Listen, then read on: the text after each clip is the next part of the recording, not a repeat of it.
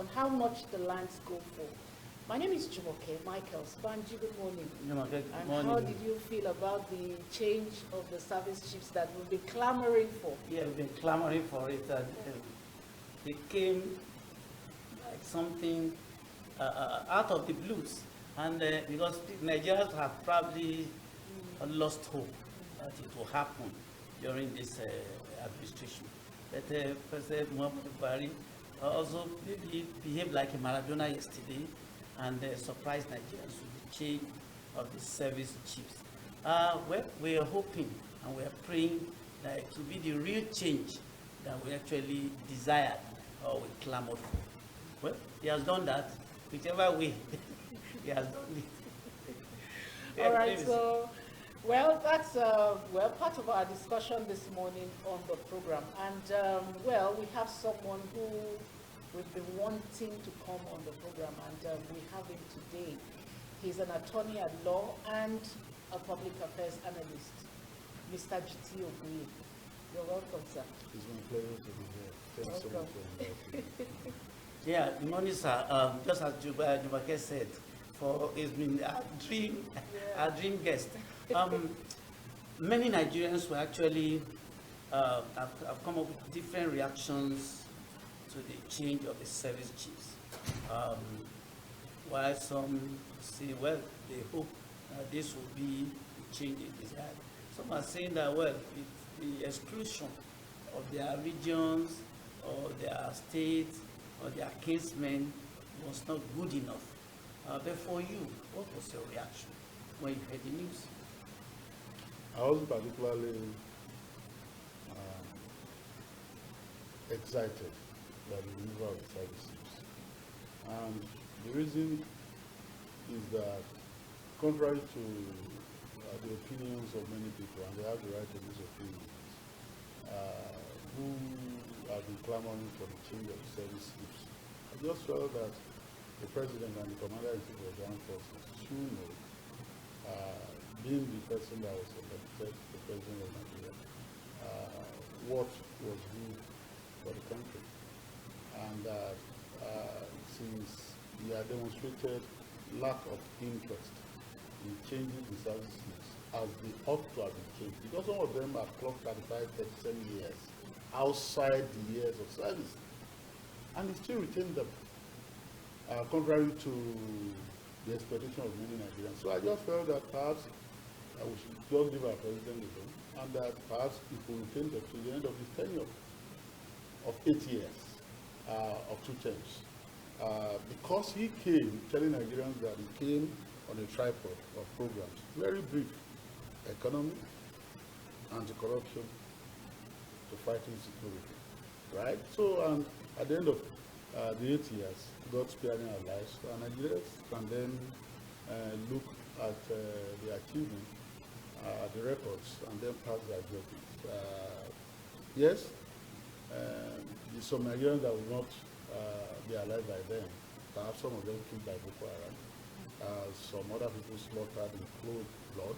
Some kidnapped and killed for lack of instant payment of ransom, or even after payment of ransom for alleged inadequacy of ransom. Yes, the people for whom ransom have been paid, 10 million, 20 million, and then they ended up killing them. So, yes, so Nigeria will have been sacrificing process, but at the end of 8 years, perhaps, and I'm not being cynical, because I didn't see any good reason why the president was recalcitrant on that subject.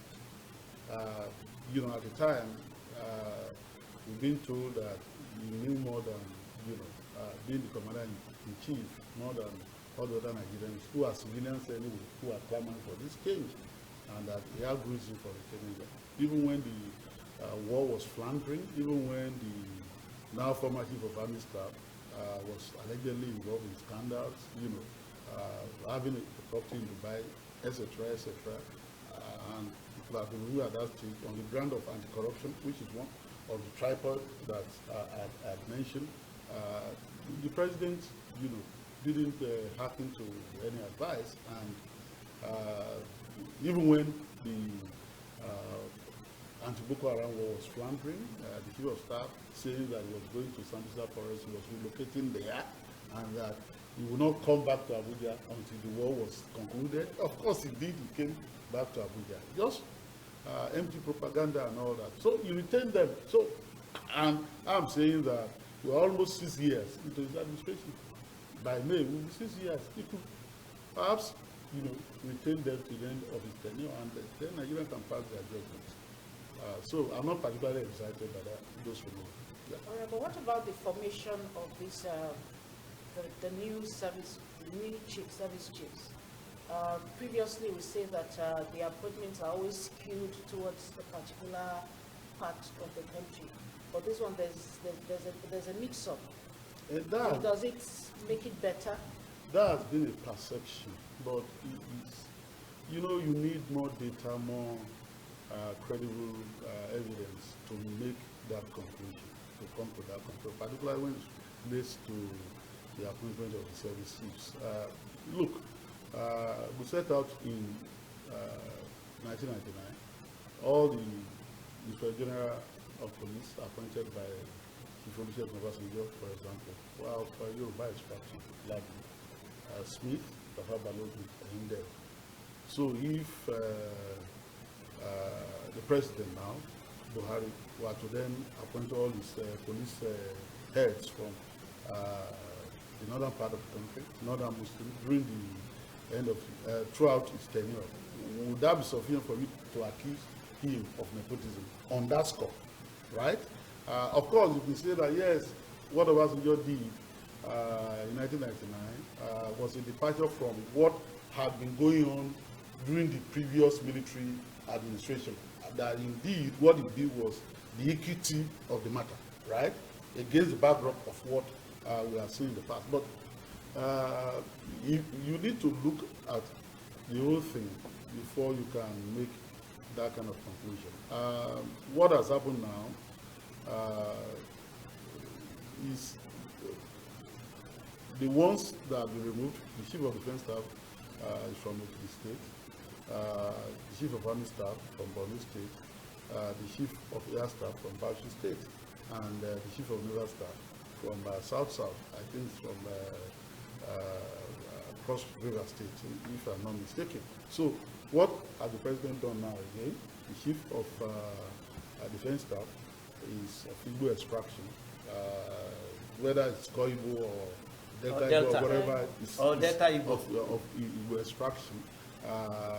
And that's the chief of defense staff. Chief of army staff, Northern Muslim. Chief of air staff from Oshogbo, Osun State. And chief of naval staff, another northerner. So, largely, give and take, we say that there's a balance, there's a geopolitical balance, that there's somewhat an adherence to the federal character principle at that level. But what is more important, I hope we'll get to that, is the job that has to be done. Is the job that has to be done. Is the job that has to be done. Look, if, and I'm using this example not in a derisive manner, not in a, to humiliate anybody.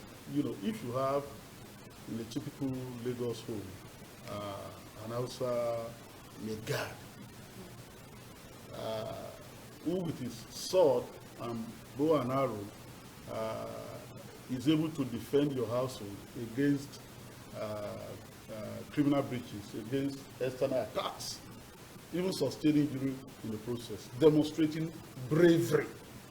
You won't be hard to say that, no, I wish I would have been defended by a co-ethnic, a Yoruba person, or whatever. What's important for you at that stage is that, look, this person has secured your family, he's saved your family from harm, he's protected your family from harm, and all that. I know that that example is not very, very apposite, but it's useful for us to know that what is important is that the job be done. I know that adherence to federal character principle is a constitutional requirement because we are a country of more than 250 ethnic groups, ethnic nationalities in this country, and that there is need for inclusion in diversity, there is need for solidarity, there is need for togetherness and all that, and all those things are required so that all government appointment offices are not skewed against the other parts of the country and concentrated in certain part of the country. Indeed, the whole essence of having a president from the north and a vice president from the south and vice versa is to ensure that there is balance. You know, because we're still evolving into becoming a country, a nation. We're not yet a nation in that sense, you know. So I know that those requirements are there, but what is more urgent now is the delivery on that promise. President Buhari ran on the promise that he was going to defeat Boko Haram, he was going to restore security to Nigeria. And in one of his campaigns, he made a joke of it. He said, you know, myself and my vice president, I think that it was when he returned from overseas, his first sick leave. And he said, you know, thank God and all that. And you see, myself and my vice president, you know, we complement each other. I'm a general, so I could talk about war, I could talk about peace, I could talk about security and all that. And here is a professor who is talking about the fine lines of governance and all that. Complement each other. His core competencies in running for government were the alleged or presumed or believed capacity to run Boko Haram out of town and ensure that there is peace and order and security. So if 6 years on, the situation is getting worse, contrary to the assurances given by Alhaji Lai Mohammed 2 days ago, that we are now more secure than we were before. No, that's not true. That's not true, because I'm saying that in Ondo State, for example, I know that a lot of people cannot go to their homes and villages. I know that they kidnap people every day, including school children. I was told that 3 days ago, after the Adekunle Ajasin University was shot, following that horrendous accident that claimed the lives of some of the students that were even traveling between Akuba and were still kidnapped. On this program 2 days ago, on Motor Show, you know, somebody called and said in a Motor Show there were cases of kidnapping. Exactly. Exactly. So people cannot go on. Lawyers, I know lawyers, very close friend of mine, you know, that I respect, who a year ago just called me, said, I said yes. Say, I hope you still don't go for cases where you have to travel by road around the country. I said, why? You ask that person. He said, no, I don't do that anymore. Because all I do now is that I travel from airport to airport. So, and I don't travel by road anymore because of this kidnapping. Even here, and we say we want our children to know our country, to travel around and all that. All of us are ensconced in the cities. You know, hibernating in the city as space, maybe, you know, not wishing to travel because of being kidnapped, the possibility of ransom being fleeced from the family people and all that. You know, 2 years ago, a cousin of mine was kidnapped in Ondo State. He works in Akure. He left Lagos. His family is in Lagos. Left Lagos and was going to Akure, and then passed through the Ore Road, and between Ore and Ondo, at a place called Omifon, he was kidnapped. And how was the kidnapped state? They are on a bus, not a flashy car, as we may assume. They are on a bus traveling, and then they saw some hoodlums who are not even Nigerians, and I will tell you why. So started shooting with heavy caliber guns, high caliber guns. They were shooting, and as the bus driver was trying to maneuver the bus to turn back and go back, others were shooting at the back. So they were empty. So they just gave up. And so these people descended on them. More than 40 minutes on the road, no vehicle could come from either way. They took over the road. That's Oreondo Road. They took over the road, and typical of what happened during the slave trade era, they started examining each and every one of them. Those who were returned, those who have rosy cheeks, who had good wristwatches and all that. And they selected 6 of them to kidnap. And they beat up the rest, and they removed the wretched notes they had and all that. I said, you people can go. And they took those 6, including my cousin, into the forest. For 4 days, they were in the forest. And these people were negotiating for ransom.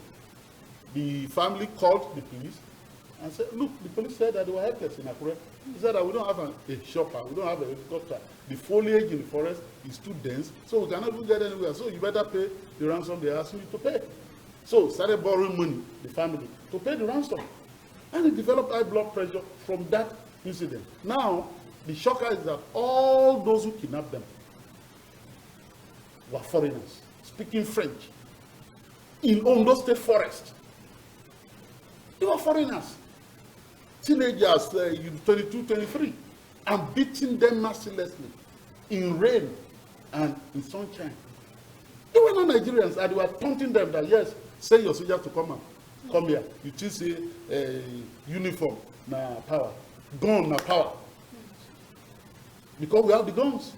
Well, I'm happy that Yeah, you mentioned the issue of Ondo State. So the point is that Nigeria is less secure than it was, and this is not a political statement. I'm just telling you what our people are going through. Some people may be accustomed to this. Some people may say that, yes, this thing that these people are complaining about, these southerners, these westerners, they talk too much, they're too vociferous, they're too passionate the way that they express this thing. This thing that they are complaining about is happening in our place every day. Senators cannot even go home. Yes, in the Northeast, they can't go home. There are some of them that have not gone home 2-3 years, right? While they are campaigning, doing election, and they are getting votes, they can't go to their constituency, senatorial district. They can't go. They are such senators. In Borno State recently, the governor was addressing the newly elected local government chairman and said, look, this time around, we won't allow you to stay in Maiduguri and be governing your local government. You will have to go to your local government. Meaning that for years now, through this Boko Haram crisis, people have been staying in the capital, they couldn't go to. Yes, there are some people who say that, yes, this thing has been happening here. Kaduna Abuja Road is a perpetual corridor for kidnap. So why are you people now shouting? Now, We will shout because, look, we shouldn't allow this thing to overrun the entire country before. At that stage, it will be too late. As it is said, and it's conventional wisdom, it's too late to cry when the head is off. Well, I believe that's what the governor of Ondo State was trying to achieve, ensuring that his people were secured as the chief security officer for the state. He actually gave a 7-day ultimatum deadline to the illegal headers in the bush. But of course, it was actually interpreted as a constitutional error on his part to have actually issued such ultimatum. In Oyo State, the popular Sunday Igboho also gave a quit order to the headers because Oyo State had practically, that part of Oyo State had also practically turned into a kind of as if the Yorubas were more or less second-class citizens, where negotiations for kidnapping was happening right within the town. So, for you, what happened 2 days ago? The governors of the Southwest met with the headers, with the Mietiala, and some governors of this. The outcome of that meeting, were you actually excited that, yes, now to who is a kind of assurance that it won't occur again? A communique may be well worded, well structured, and may receive wide aplomb. People may clap. But the value of a communique is actually in the implementation of that communique. From what has been written, the agreement that was reached, I think that is constructive and progressive. And we hope that if those decisions are implemented, because the meeting committed to abolishing open grazing,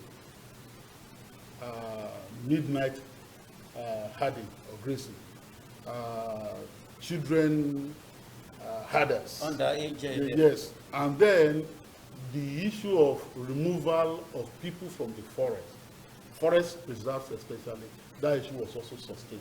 Meaning that the power of the government to make those declarations under the forestry law of Ondo State contained in Cap 56, 2000 laws of Ondo State, Section 40 thereof, the power of the government to make those declarations was recognized, which was the right thing. But unfortunately, somebody from the presidency, I think it's a reflex action really, Once they had others, somebody will just jump and start issuing statements and start lecturing people, telling the governor of a state that maybe you'll be lawyer now. You should know the law, as if the governor have violated any law. You know, I've had people argue that Nigerians have the right to reside everywhere and all that. Yes, that's true. Section 43 of the Constitution of the Federal Republic of Nigeria 1999 so proclaims. I've had people argue that we have right to freedom of movement. That's true.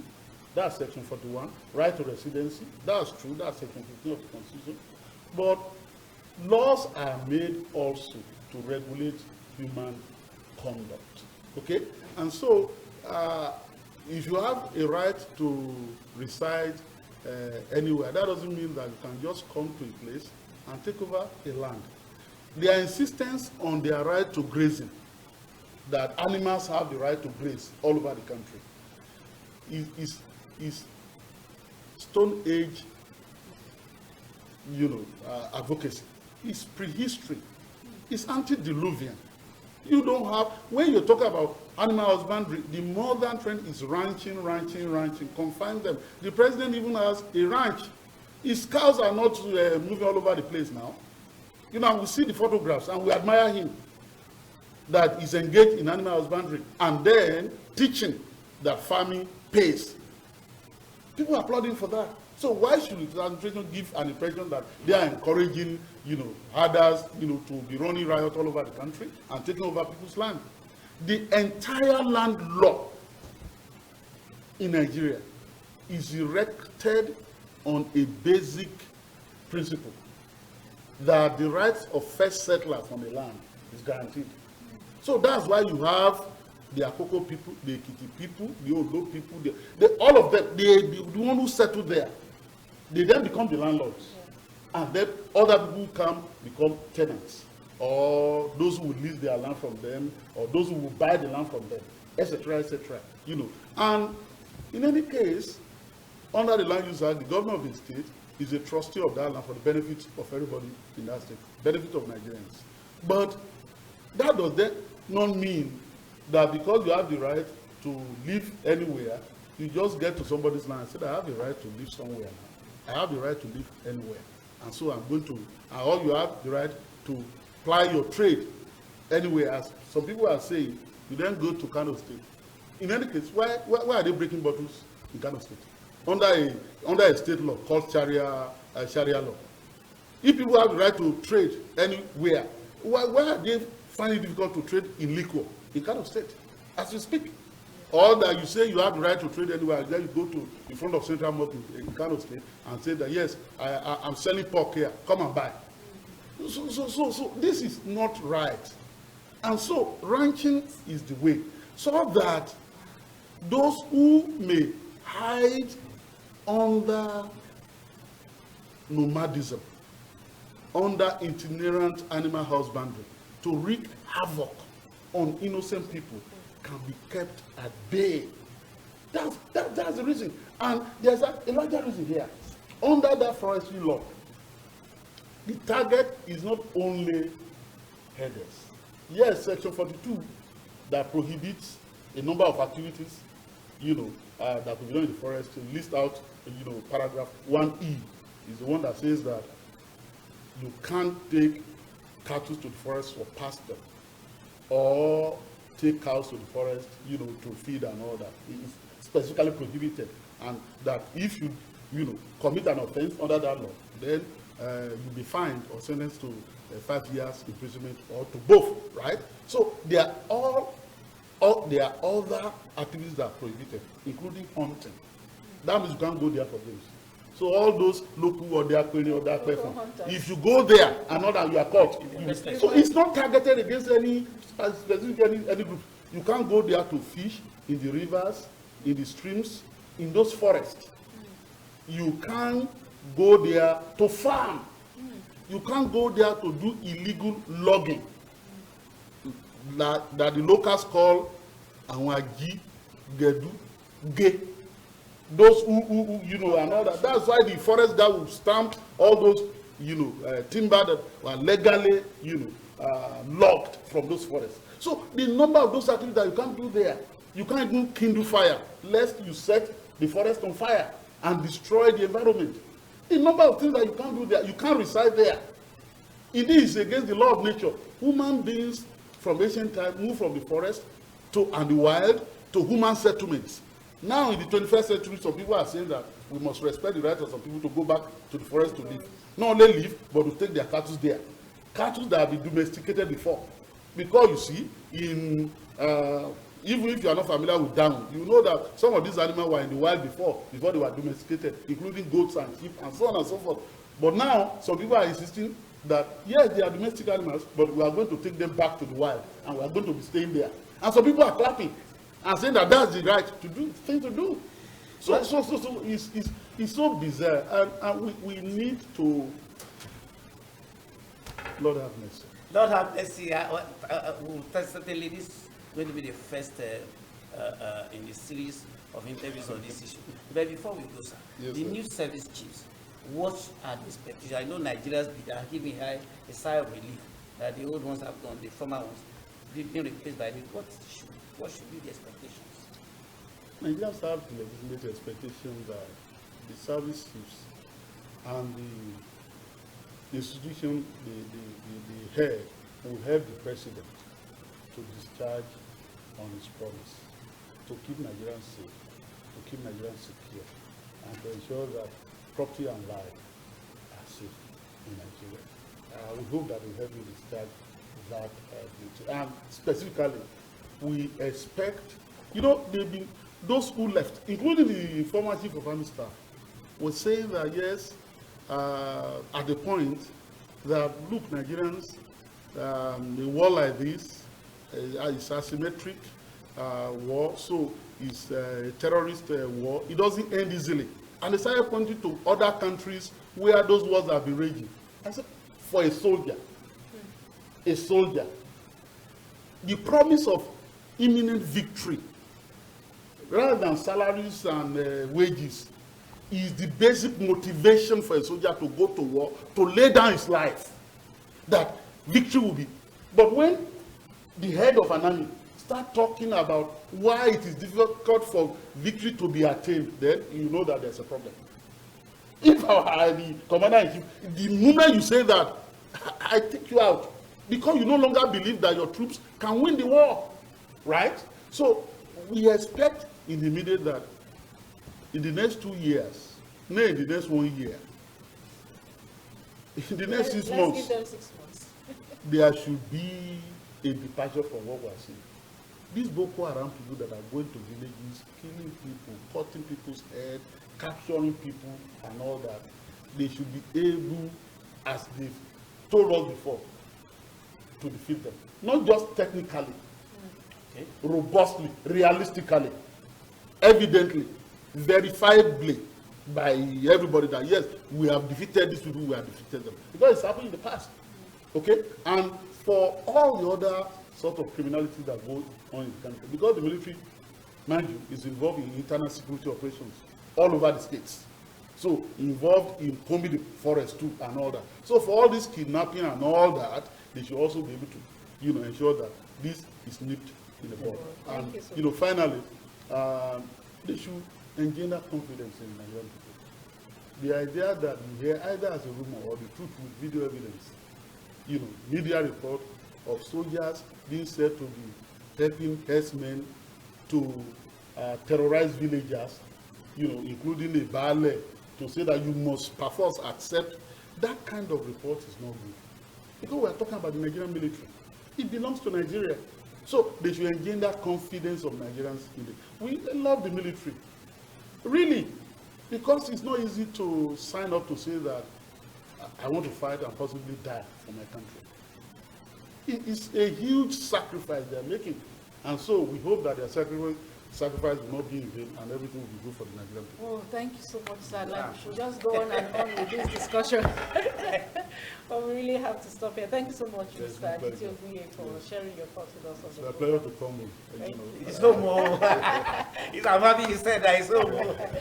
All right, so right now we'll be going to the last segment of the program this morning, bringing you this package on announcement on a building and construction reality TV show 2021, themed Celebrity Come Build. It's a very interesting concept, and we'd just like to bring that to your notice. And it's being run by Mr. Bola Oba. I know we all know Mr. Bola Oba. He's the brain behind this building and construction reality TV show. So please just watch and get an idea of what he wants to do. My name is Jumoke Michaels. We'll see you again. Bye-bye. My name is Banji Busari. Thank you.